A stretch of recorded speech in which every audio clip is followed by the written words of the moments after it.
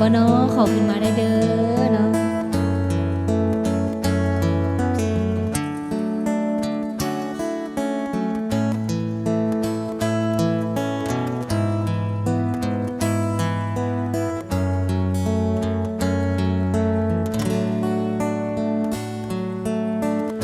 น้องคงสถานหัวใจหากน้องได้ไปบ่อนอ้ายอยู่บ่เชื่อเมื่อน้องบ่เห็นจำเป็นต้องบอกให้หูเพราะอ้ายเคยอยู่มานานแสนนานอยากให้นวลน้องได้เห็นคงบ่ไว้เว้นมือยามจากลา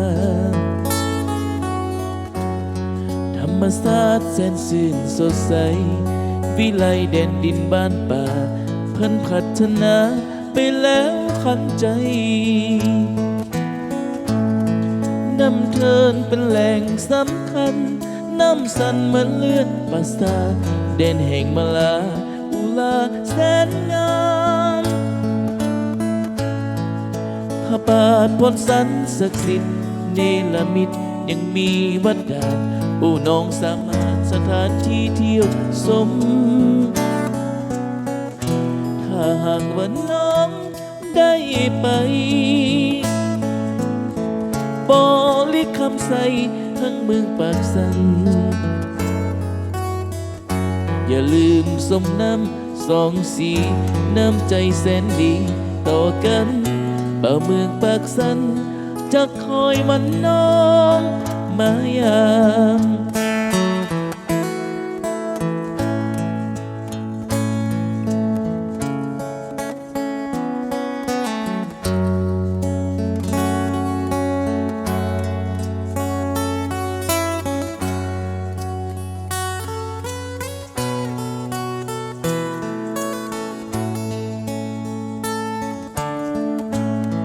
น้ำเทินเป็นแหล่งสำคัญน้ำสันมันเลือดประสาทเด่นแห่งมาลาอุลาแสนงามข้าบาทพลสันศักดิ์สิทธิ์เนรมิตยังมีวัดดานโอ้น้องสามารถสถานที่เที่ยวโสมถ้าหากว่าน้องได้ไปบริคำใสทั้งเมืองปากสันอย่าลืมสมน้ำสองสีน้ำใจแสนดีต่อกันบ่าวเมืองปากสันจะคอยวันน้องมายาม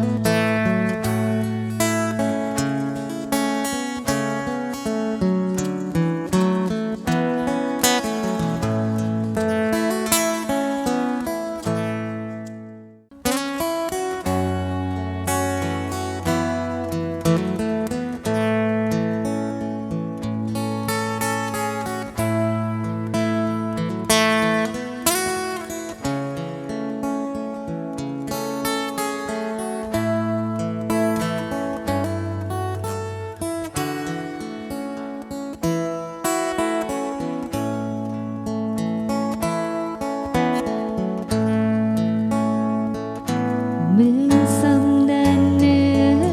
งามเหนือสุพรรณละนาทิวทัศน์ท้องนาป่าดงทงกว้างงามยิ่งน้ำซ้ำไหลผ่านภูผาหน้าเพิงพักพิงงามแท้สวนสมทุกสิ่งงามจริงจากใจบ่หาเมืองสำเจ้าก่อนเคยสุขสมห่มเย็นสำเนื้อนี้เป็นถิ่นฐานสำลานหัวใจสายยันคอยคำหล่อตามลำน้ำสดใสหนุ่มสาวอาบเย็นเส้นใจหาสายจะเท่าเมืองเศร้าอุดมสมบูรณ์ไปด้วย ซับอยู่ในดินเศร้าเมืองอยู่กินกันด้วยสิ้นอยู่ในน้ำค่ำคืนเบาค่ะเอาแฟนน้องสาวเมืองซ้ำทบทวนแล้วยิ่งสุขล้ำโอ้ธรรมศาสตร์เมืองเหนือเมืองซ้ำเจ้าถึงเจ้าอยู่แดนกันดารยังเหนือวิมานแต่การบ่มีหูเบื่อทั้งเขาจำจำพาจากที่เมืองเหนือคิดถึงเมืองซ้ำทุกเมือง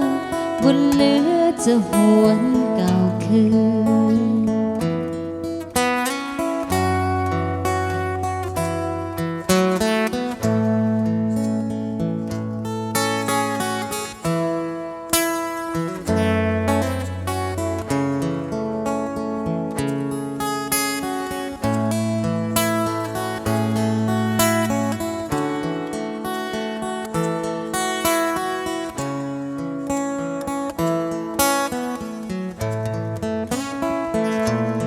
ดมสมบูรณ์ไปด้วยทรัพย์อยู่ในดินเศร้าเมืองอยู่กินกันด้วยสิ้นอยู่ในน้ำค่ำคืนเบาค่ะเอาแฟนน้องสาวเมืองซ้ำทบทวนแล้วยิ่งสุขล้ำโอ้ธรรมศาสตร์เมืองเหนือเมืองซ้ำเจ้าถึงเจ้าอยู่แดนกันดารยังเหนือวิมานแต่การบ่มีหูเบื่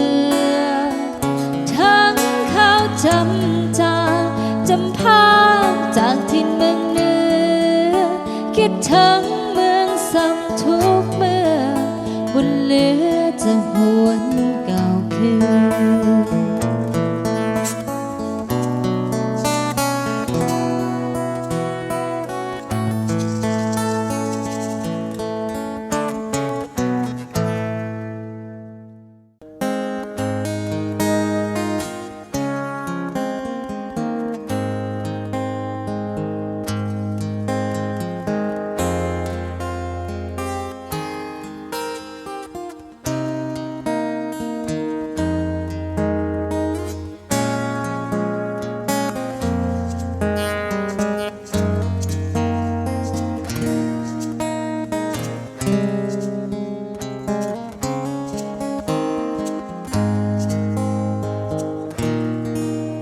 เดือนเงยสายลมพัดมาแต่ไกลดวงเดือนลอยไปทั่วท้องนาผาสายน้ำไหลไปบอกกลับคืนมาเหมือนอายจากลาไปแสนไกลคิดถึงเมื่อตอนอายจะจากจรอ่อนวอนที่น้อง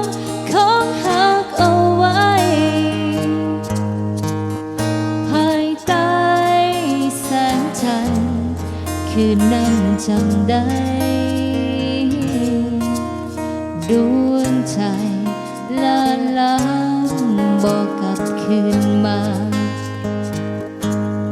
โอ้ดวงจันทร์เจ้าอยู่สูงมองเห็นทั่วฟ้าโปรดกรุณามองหาให้ดีมีอายแห่งใดไกลหรือไกลขอให้กลับมาน้องยังคอยเท่าหวังเวดวงใจลาตรีมีฉันพาให้น้องฝัน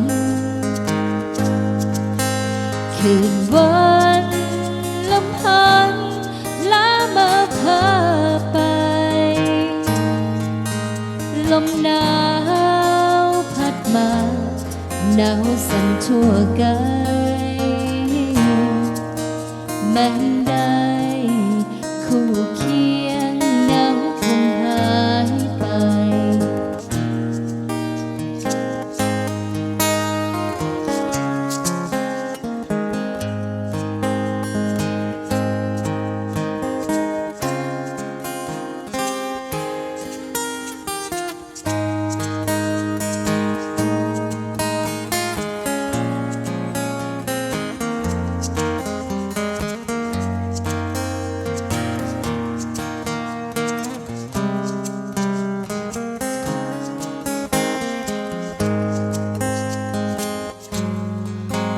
ดวงจันทร์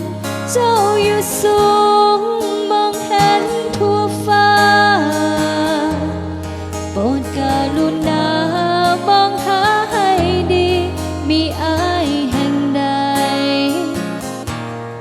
ไกลหรือไกลขอให้กลับมาน้องยังคอยท่าว่าเวดวงใจลาตีฉันพาให้น้องฝันคืนวันลำพันลามาพาไปลมหนาวพัดมาหนาวสั่นทั่วกายแม้ได้คู่เคียงหนาวคงหายไปแม้ได้คู่เคียงหนาวคงหายไป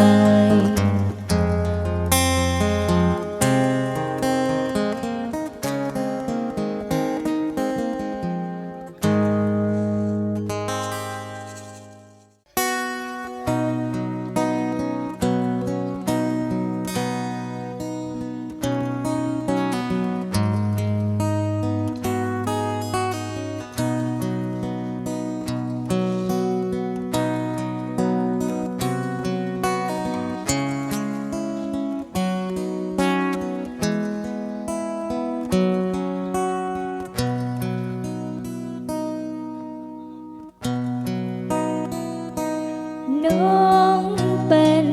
สาวนาบ้านป่าแดนไกลสาวสวนสาวไห้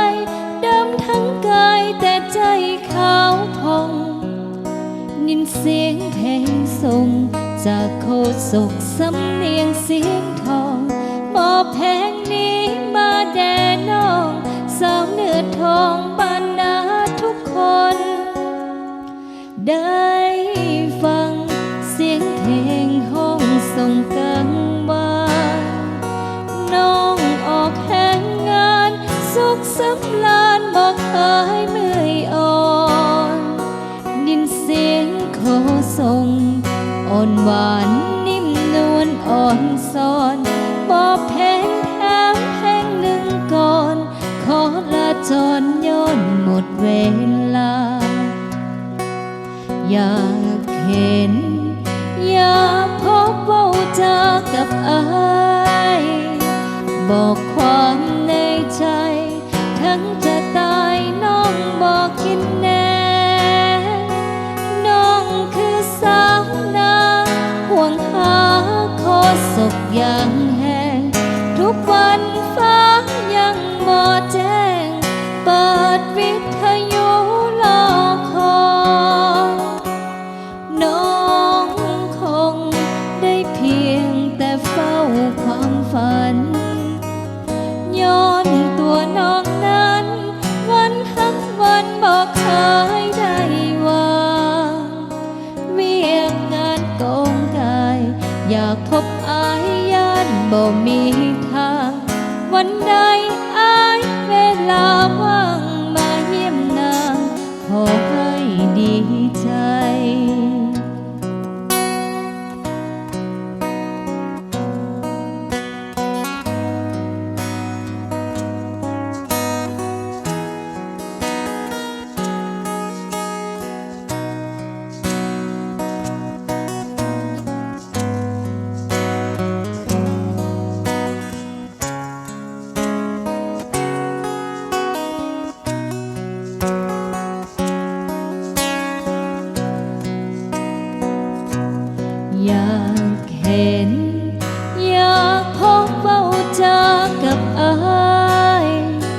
บอกความในใจ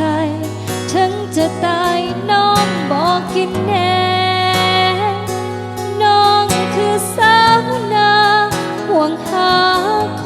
ศกอย่างแห้งทุกวันฟ้ายังหมอแจ้งเปิดวิทยุรอคอยน้องคงได้เพียงแต่เฝ้าความฝันย้อนตัวน้องนั้นวันทั้งวันบ่เคยได้วางเวียกงานกองกายอยากพบอายญาติบ่มีทางวันใดอายเวลาว่างมาเยี่ยมนางขอให้ดีใจ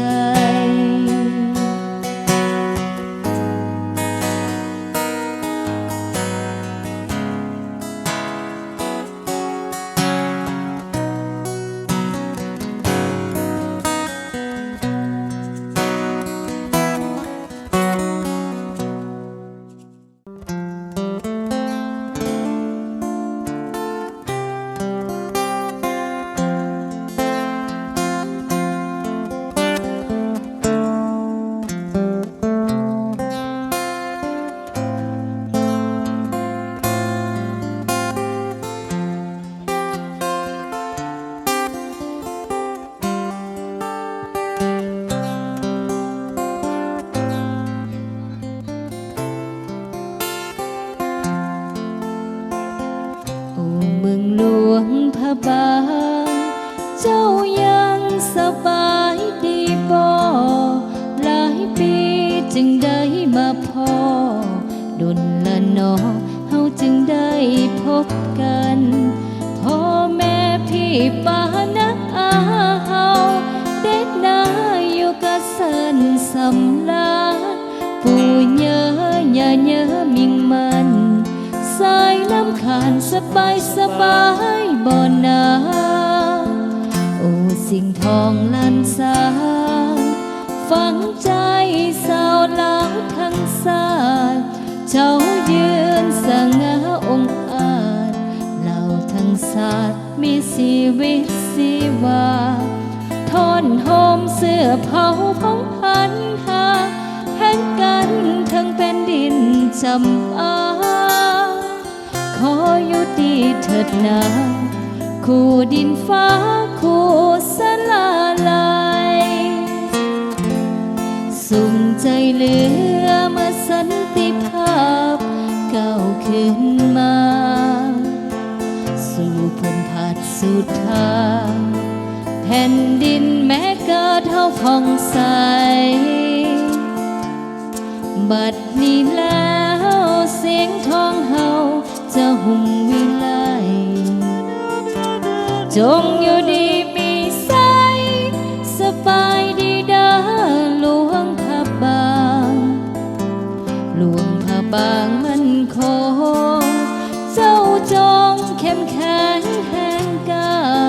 เหนือแสงดวงสู่ดินยาห่วงประสาทจะเป็นสุขสมหวัง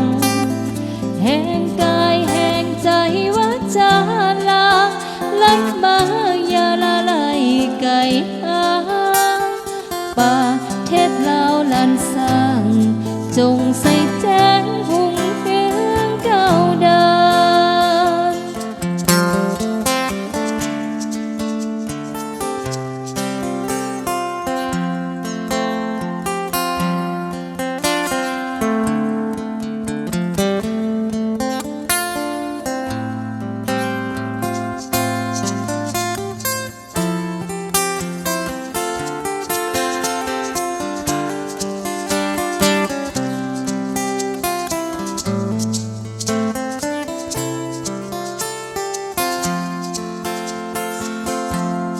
สุ่มใจเหลื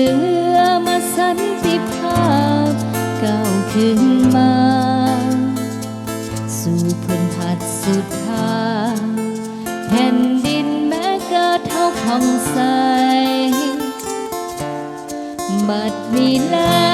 วเสียงของเฮาจะหุ่งวิไลจงอยู่ดีมี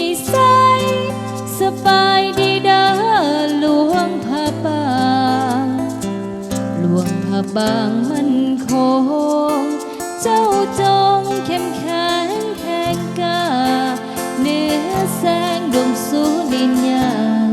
ห่วงประสาทจะเป็นสุขสมหวังแห่งกายแห่งใจว่าจาลาไหลมาอย่าละไหลไก่อาปากเทศลาวลันสร้างจงใส่แจ้งหุงเคืองเก่าเดิ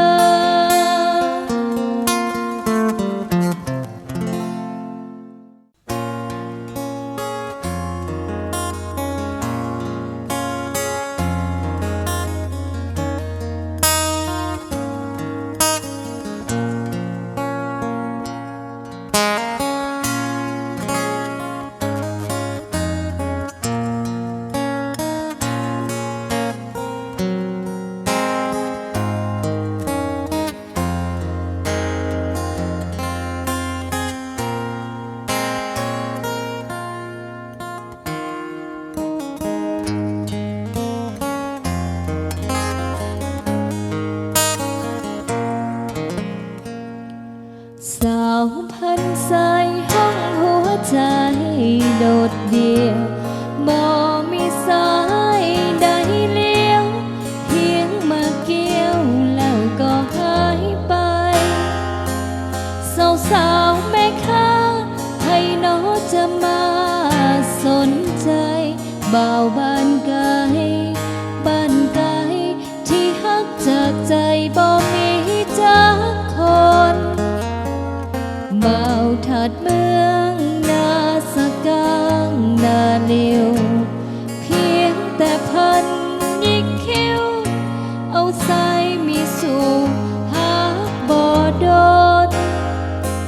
น้องบ่หนาวเบียงฟังคำบอกฮักตั้งแต่ดนแต่บ่เห็นเพิ่นสนนี่แหละใจคนที่ฮักบ่จริงภาษิตเขาว่าอย่าเสื่อคำพ่อค้าอย่าเสื่อดินฟ้าเหมือนซ้ำบางคำซ้ำถือเป็นจริงบางครั้งบางคราวฟังเขาเว้าบ่แม่นความจริงแต่น้องเป็นผู้หญิงเฮ็ดจังใดสิถึกใจอ้ายได้สาวพันใสห้องหัวใจยังว่างน้องกำลังเปิดทางให้สายใดว่างจับจองใจมาเด้อเด้ออ้ายมาจับจองแม่ข้าไปหากได้น้องเป็นไผทำทุนก็ได้กำไรก็งาม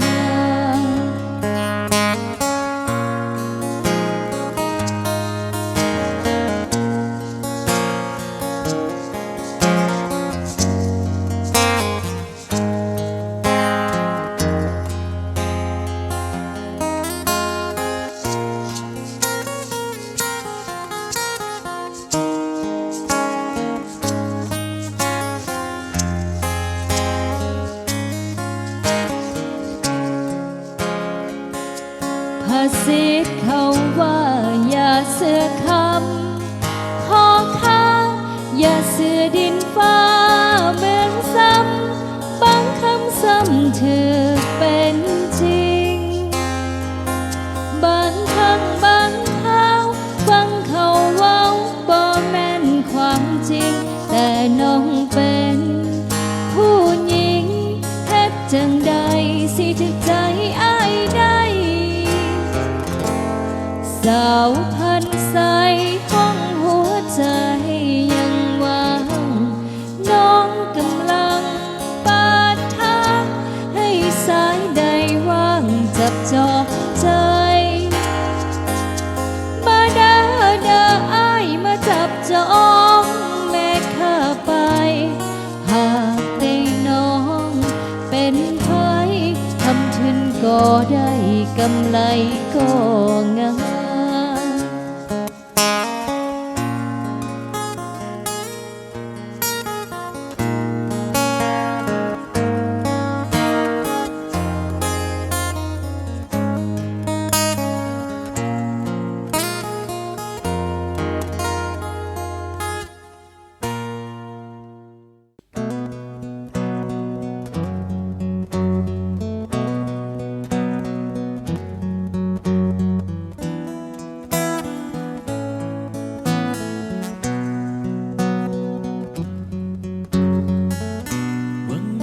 แห่งนี้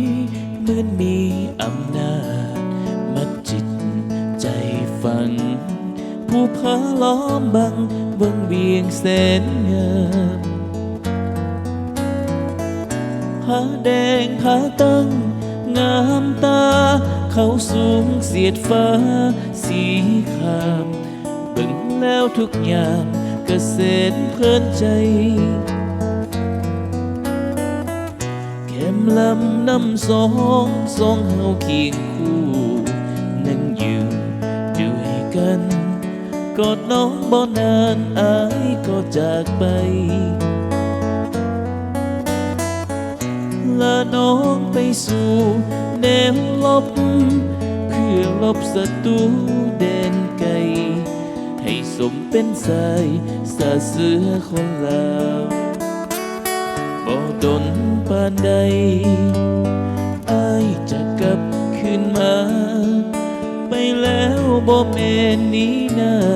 จะกลับมาเคียงคู่น้องสาวบ่ดึกอ่อนซ้อนคำนอนจิตใจสองเฮาแม่นอายอยู่ไกลน้องสาวสาวเจ้าเสียใจเถิดนะไกลเพียงแต่ตัวหัวใจอยู่ไกลอะไรเจ้าหลายหากอายบ่ตายคงได้กลับมาสาวเอ๋ยโอ้สาวหวังเวียงเสียงนี้คือเสียงเพลงลาอายจะกลับมาถ้าน้องบ่ลืม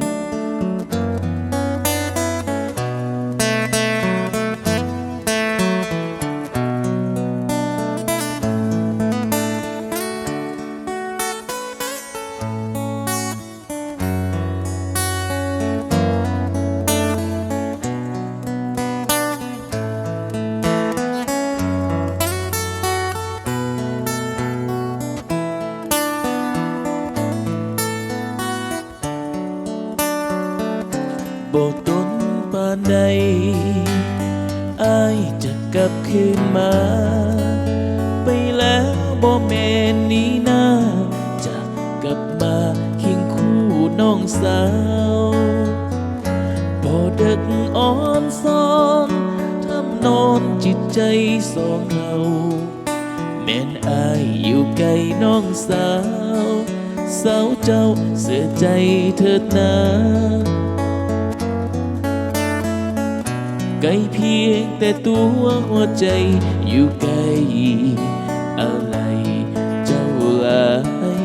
หากอายบ่ตายคงได้กลับมาสาวเอ๋ยโอ้สาวหวังเวียงเสียงนี้คือเสียงเพลงลาอายจะกลับมาถ้าน้องบ่ลืม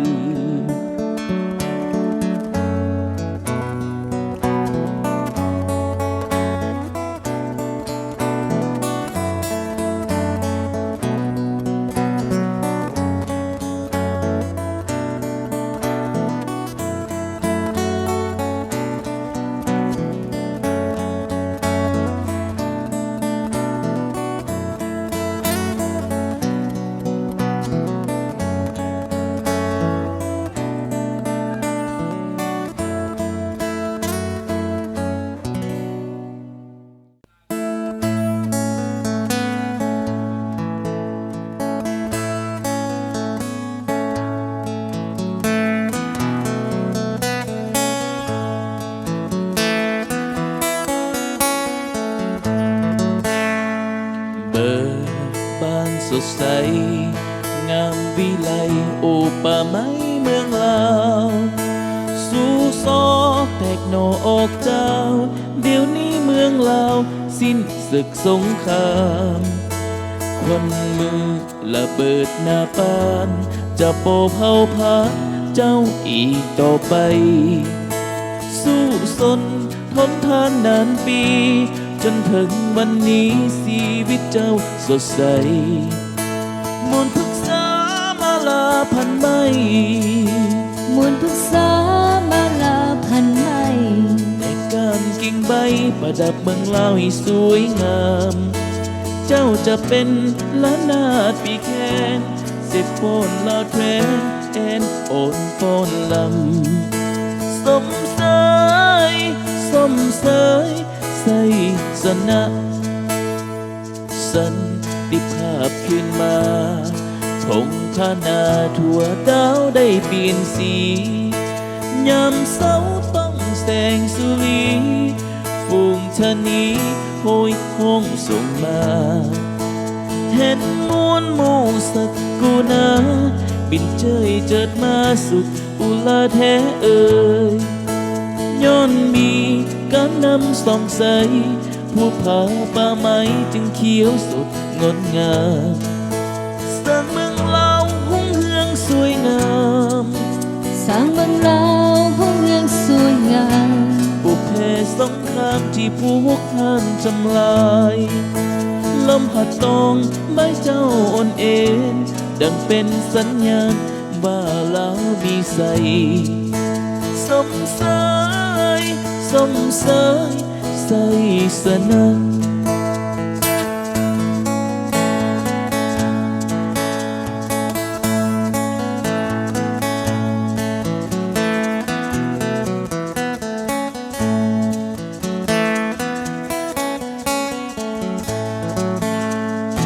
สันติภาพขึ้นมาพงพนาชั่วดาวได้เปลี่ยนสียามเสาต้องแสงสุรีฝูงชะนีโหยหกส่งมาเห็นมวลหมู่สักกูนาบินเจยเจิดมาสุขอุลาแท้เอ่ยย้อนมีการนำส่องใสผู้ผาป่าไม้จึงเขียวสดงดงามสร้างเมืองลาวหุ่งเฮืองสวยงามสร้างเมืองลาวหุ่งเฮืองสวยงามบุพเพสงครามที่ผู้ฮกหันทำลายลมหัดตองใบเจ้าอ่อนเอ็นดังเป็นสัญญาณว่าลาวมีใสสมเสยสมเสยใส่สนะ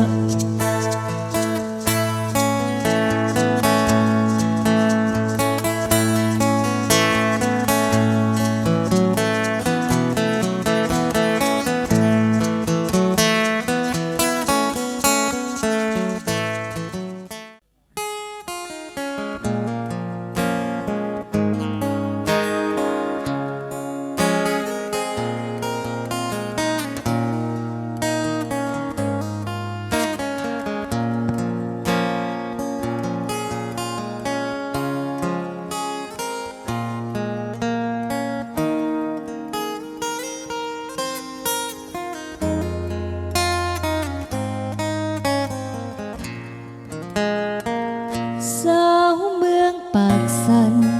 เป็นอันว่าบุญเหลือแสน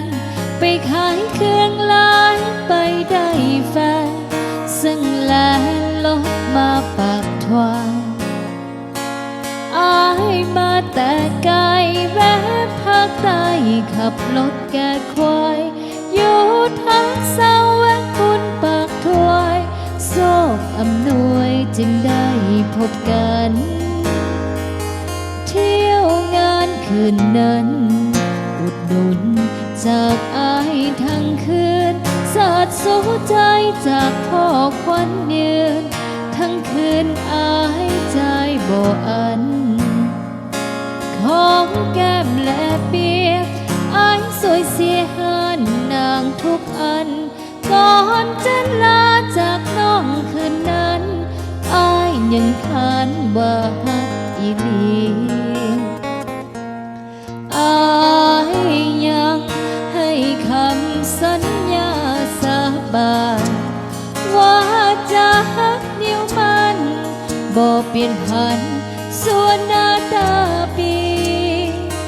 ว่าบ่ลืมลงจะซื่อตรงต่อสัญญานี้ขอพรฟ้าสวยเป็นสักขี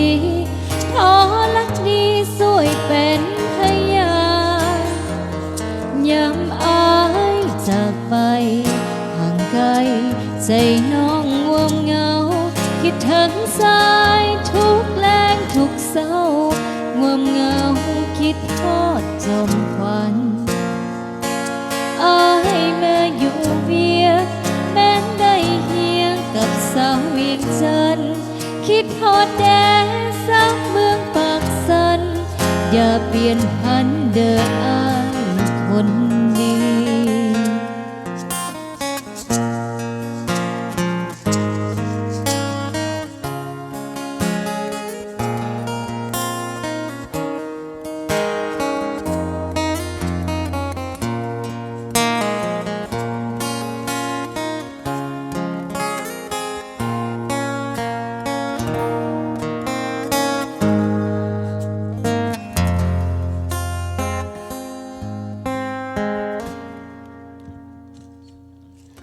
อา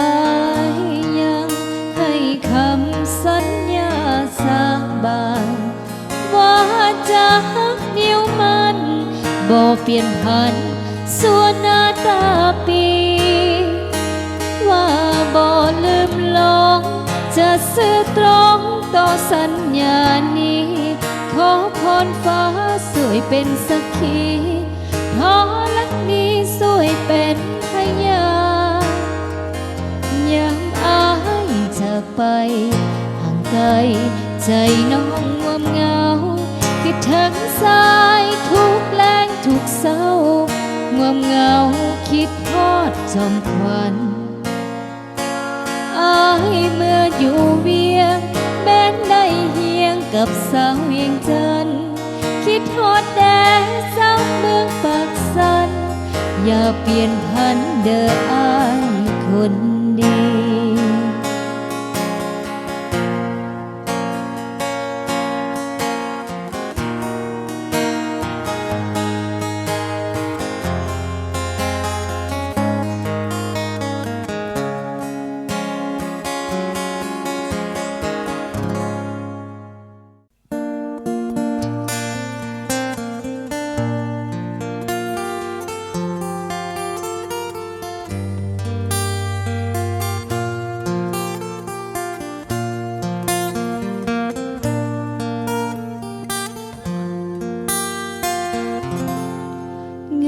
แสนงามธรรมศาสตร์เป็นแดนเมืองเหนือสุขใจเหลือเมื่อได้มาทั้งอุดมใสเห็นความงามของธรรมศาสตร์สดใสน้ำก็เจ้าเอ่ยนั้นไหลน้ำใจประสาทแสนงามงามแสนงามเมื่อยามตะเวนพ้นขอบฟ้างามทุ่งนาเดียวสุดสายตาเขียวทุ่งงามสาวเมืองใสน้องหัวยุ่งน้องเอ๋ยหน้าแสงแข่งขันกันกับแพทย์สายงามภูผาป่าดงแดนนี้สดชื่นชีวิตไม่ได้มาป่าสะสน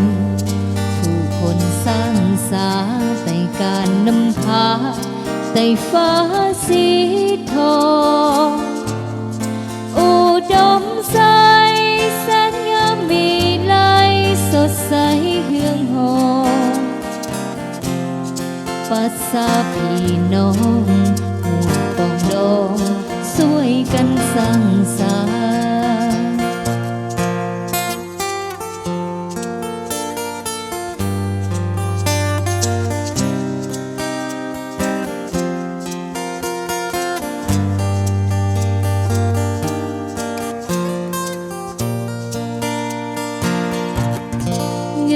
แสนงามธรรมศาสตร์เป็นแดนเมืองเหนือ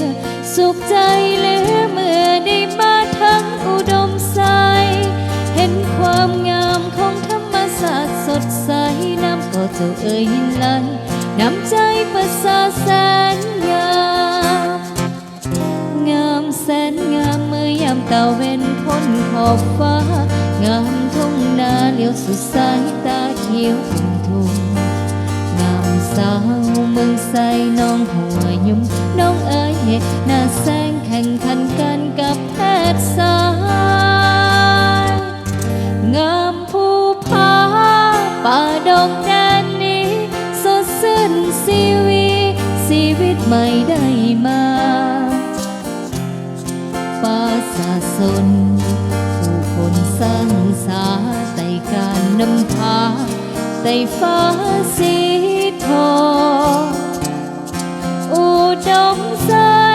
แสนงามมีไลสดใสเฮืองหองภาษาพี่น้องห่วงปองดองช่วยกันสร้างสรรค์ภาษาพี่น้องห่วงปองดองช่วยกันสร้างสรรค์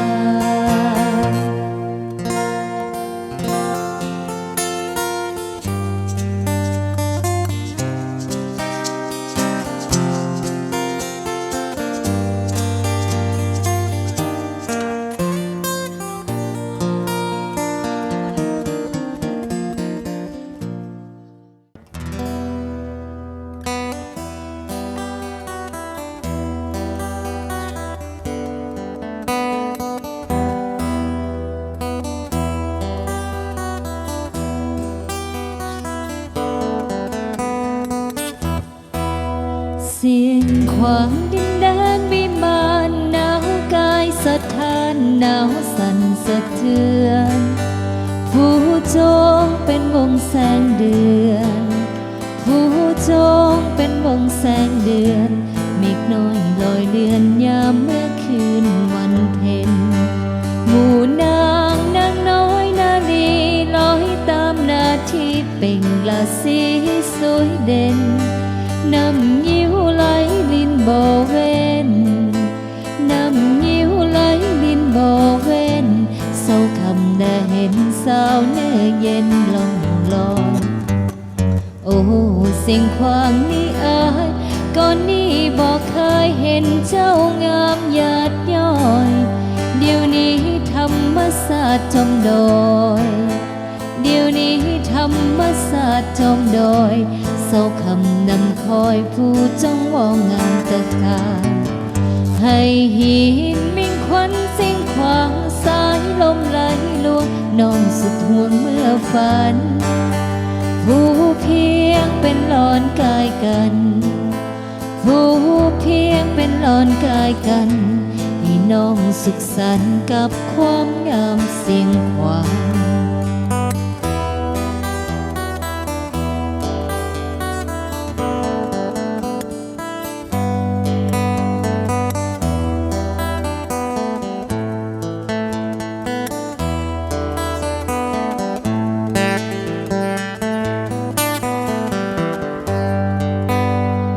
โอ้สิ่งขวางนี้อายก่อนนี้บอกเคยเห็นเจ้างามหยาดย้อยเดี๋ยวนี้ธรรมศาสตร์จอมดอยเดี๋ยวนี้ธรรมศาสตร์จอมดอยเศร้าคำนั่งคอยผู้จ้องว่างามตะการให้หินมิ่งควันเสียงขวางสายลมไหลดวงน้องสุดห่วงเมื่อฝันผู้เพียงเป็นหลอนกายกันผู้เพียงเป็นหลอนกายกันให้น้องสุขสันต์กับความงามเสียงขวาง